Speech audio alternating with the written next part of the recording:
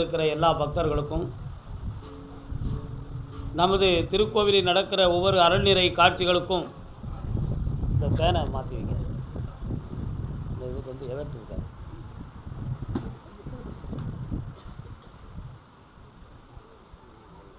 நம் கோவிலில் நடக்கிற ஒவ்வொரு அருள்நிறை காட்சிகளையும் யூடியூப் சேனல் மூலமாக உலகமெங்கும் பார்த்து மனதுக்குள்ளே பிரார்த்தனை செய்து கொண்டிருக்கிற எல்லா பக்தர்களுக்கும் உங்கள் அனைவருடைய எண்ணங்களும் ஈடேறி என்னாலும் புனிதமான நிம்மதியை நீங்கள் பெற்று ஆனந்தமடைய வேண்டும் என்று நினைத்து உங்களுக்காக நான் பிரார்த்தனை செய்து கொள்கிறேன். மனிதனெல்லாம் தெரிந்து கொண்டான், ஆனால் தெரியாதது பல இருக்கிறது என்பதை புரிந்து கொள்ள வேண்டும். ஒன்றில் தெரியார், ஒன்றில் பெரியார். ஒன்றை தெரிந்தவன் ஒன்றை தெரிந்திருக்க முடியாது. அது மனிதனுடைய வாழ்க்கையினுடைய ஒரு பெரிய இயல்பு தன்மை. தனக்கு தெரிந்தது மட்டுமே உலக வாழ்வு என்று நினைத்தால் அதற்கு பெயர் தான் அறியாமை. நமக்கு தெரியாதது உலகில் நிறைய இருக்கிறது என்று உணர்ந்தால் அவன் பக்குவப்பட்ட தன்மை.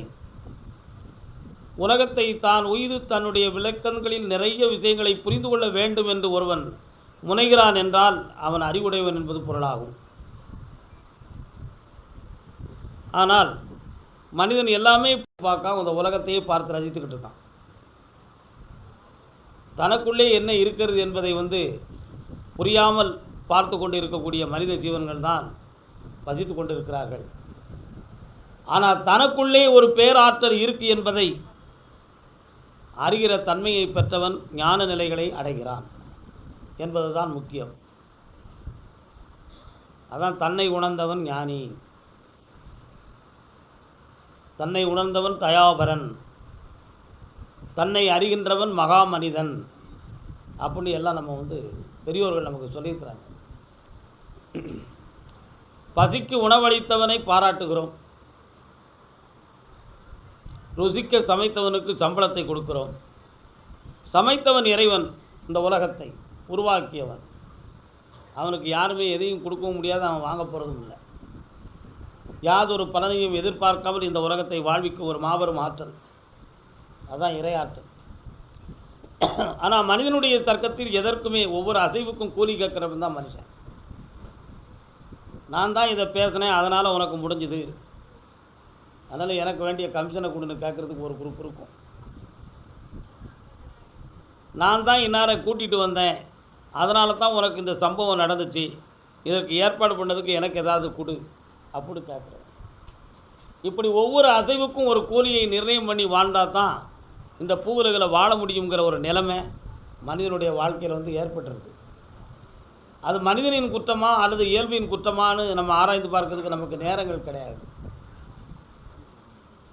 இதெல்லாம் மனித சஞ்சாரத்தினுடையது. ஆனால் ஆன்மீகத்தில் அப்படி கிடையாது. ஆன்மீகம் என்பது என்ன?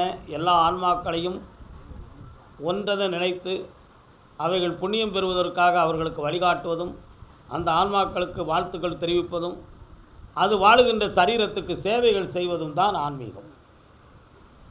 அந்த சேவைகளை செய்தது பலன் கருதாமல் செய்ய வேண்டும் என்பது தான் நம்முடைய மகான்களுடைய வாக்குகள். மனிதன் இருந்து அப்படி சிந்திச்சிட்டோம்னா நிறைய உள்ளுணர்வுகள் தோன்றும், உள் மனக்கதவு திறக்கும். உள்மன கதவுன்னு ஒன்று இருக்கா அப்படின்னு சொன்னால், வெளி உலகத்தை பற்றியே சிந்தித்து போனால் அது புறமனசு. அதையெல்லாம் விட்டுட்டு உள்ளு உலகத்தை சிந்தித்து வந்தோம்னா அது ஆழ் மனசு. இப்படி ஒரு வார்த்தையும் இருக்கும் ஒரு பக்கத்தில்.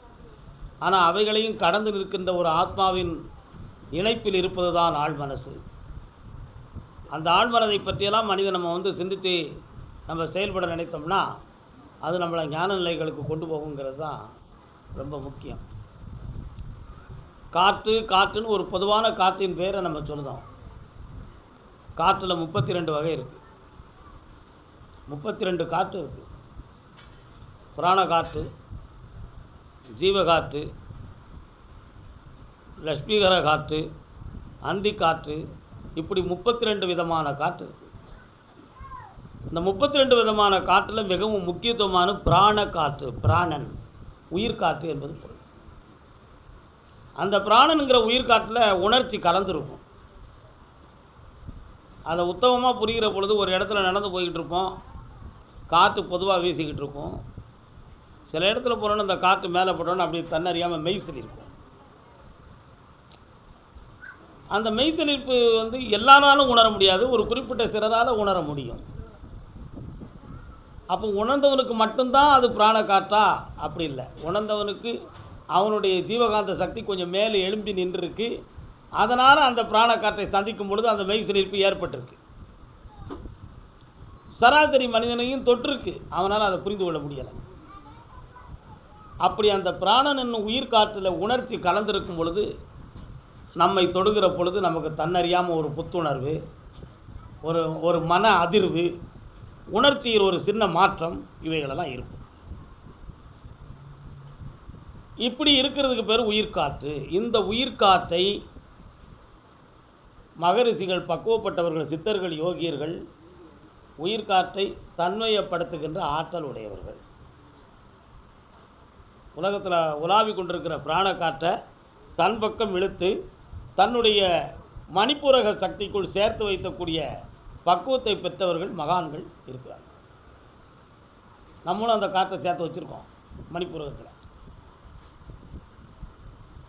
நினைத்த பொழுது அந்த பிராண காற்றை எழுப்பி மனிதனுடைய மேனியில் செலுத்தி அவனை வாழ வைக்க முடியும் என்பது சித்த ஆற்றல்.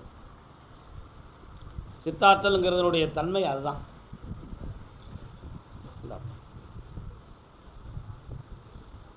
சித்தாற்றலுங்கிற தன்மை அதுதான்.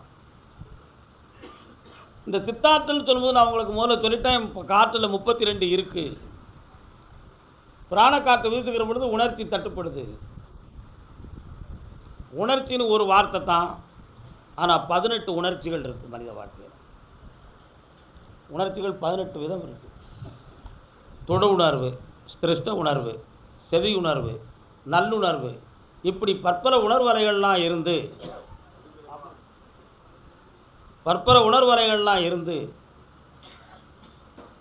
18 விதமான உணர்வறைகள் மனிதனுடைய சரீரத்துக்குள்ள உலாவிக்கிட்டு இருக்கு. இதில் ரொம்ப முக்கியத்துவமான உணர்வு என்னதுன்னு சொன்னால் அதுதான் ஜீவாத்ம உணர்வு. அதுக்கும் இந்த பிராணசக்திக்கும் தொடர்பு இருக்குது. அது நம்முடைய உயிரில் கலந்தது. நம்முடைய உயிரில் கலந்தது. உயிரில் கலந்தது என்றால் எப்படின்னா, ஒவ்வொரு மனிதனுடைய மேனியிலிருந்து 1.5 இன்ச்சு அகலத்தில் ஒவ்வொரு மனிதனுக்குமே அந்த அதிர்வு சக்தி, ஜீவசக்தி, ஜீவகாந்த அலைகள் மனிதனை சூழ்ந்திருக்கும்.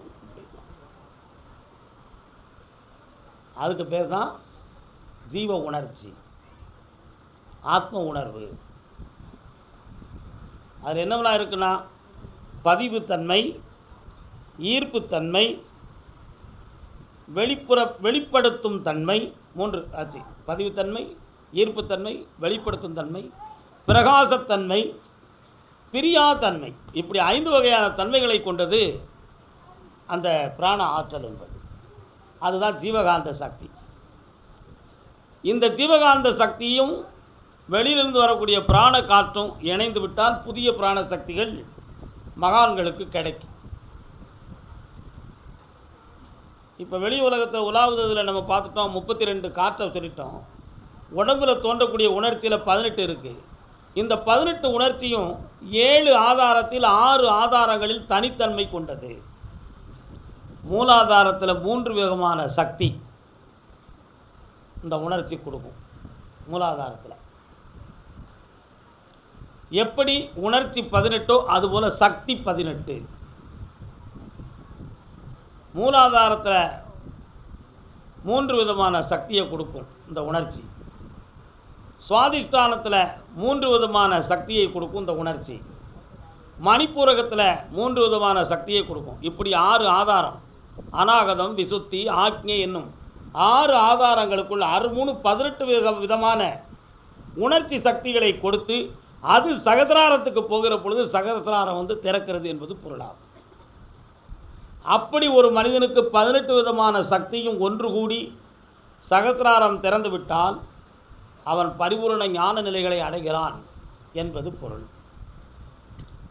அந்த சகசிராரம் என்கின்ற ஒரு மாபெரும் ஒரு ஸ்தானத்தை, 7வது ஆதாரத்தை தொடுகிற பொழுது உள்ளங்காலில் இருந்து உச்சிஸ்தானம் வர உணர்ச்சியே இருக்காது உடம்பில். இறந்ததுக்கு சமமாக இருக்கும்.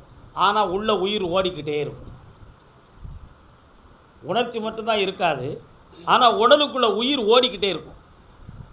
அந்த நிலைகளிலேயே அந்த சகசிராரத்தில் அந்த 18 விதமான உணர்வுகளும் ஒன்று கூடி சகசிரார நிலையில் நின்று எங்கு வேண்டுமானாலும் உலவி செல்லக்கூடிய தன்மையும் உண்டு.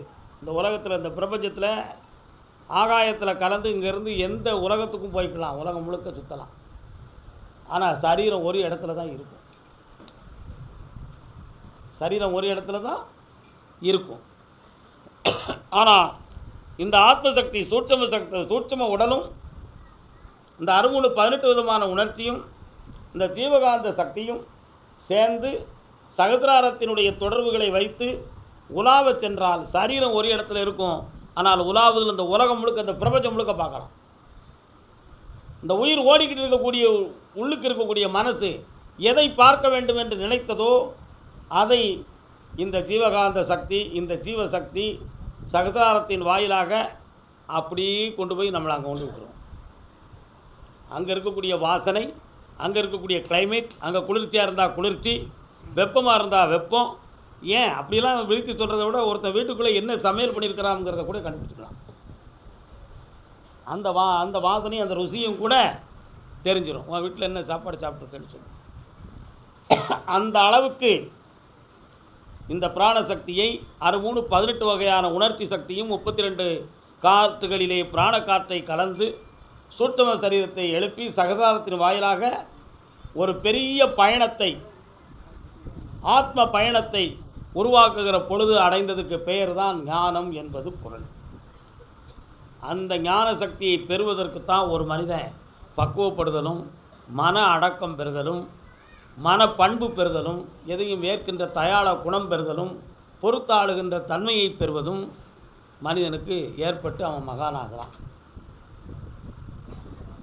இந்த ஞான நிலையில் அப்படி அந்த சகசிராரத்துக்கு எழுப்பப்பட்ட அந்த ஜீவசக்தியை மீண்டும் கொண்டு வந்து அதே மூலாதாரத்தில் கொண்டு வந்து வைக்கவில்லை என்றால் அவன் பித்து பிடிச்ச நிலையில் போய் போயிடுவான்.